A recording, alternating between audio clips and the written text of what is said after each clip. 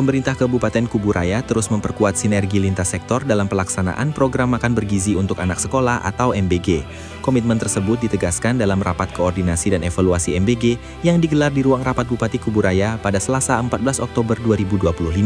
Rapat dipimpin oleh Wakil Bupati Kuburaya, Sukiryanto, dan dihadiri oleh unsur Forkopimda, DPRD Kuburaya, Kepala Perwakilan BPKP Kalbar, Kemenak, para camat, kepala puskesmas, serta perwakilan dunia pendidikan.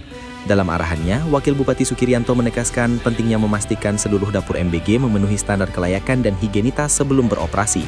Ia menekankan setiap dapur wajib memiliki sertifikat halal, izin layak higienis sanitasi, dan akses air bersih yang layak. Seluruh izin tersebut harus tuntas sebelum 30 Oktober 2025 sebagai syarat mutlak agar program berjalan aman dan higienis. Ia juga mengingatkan bahwa pemerintah daerah siap menindak tegas oknum yang menyalahgunakan anggaran. Pengawasan dilakukan secara ketat oleh BPKP, Inspektorat hingga KPK untuk menjamin transparansi dan akuntabilitas pelaksanaan program.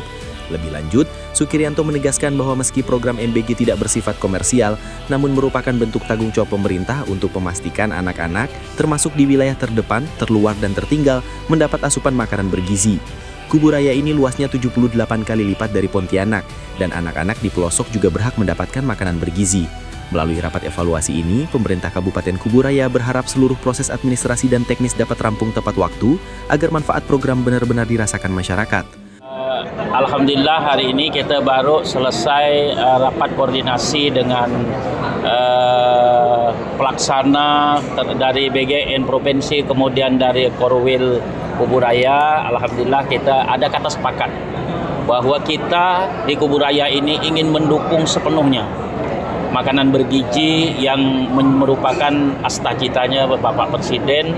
Dan memang Kuburaya ini luasnya kurang lebih 78 kali lipat dari kota Pontianak. Kita ingin masyarakat, apalagi dengan ada program 3T ya. Program 3T ini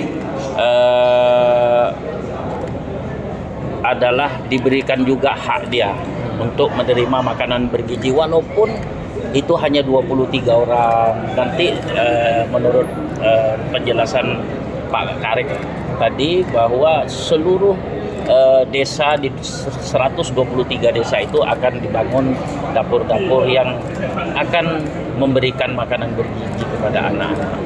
Walaupun ya kita tahu dengan seperti itu tidak ada keuntungan bagi pengelola, tapi ini merupakan kewajiban pemerintah daerah memberikan layanan perpanjang tanganan dari pemerintah pusat untuk mensukseskan makanan bergizi ini.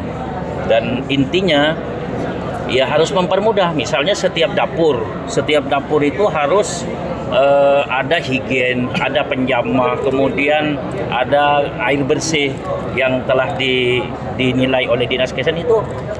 Ini Pak Kadis Kesehatan, saya minta kepada beliau bahwa di tanggal 30 ini sudah selesai semua, karena itu merupakan persyaratan untuk tiap dapur harus memiliki lisensi halal, kemudian SEP, kemudian higien, kemudian air bersih. Nah ini kan kita penuhin semua supaya tidak terjadi adanya keinginan-keinginan pihak oknum lain yang ingin menggagalkan program ini.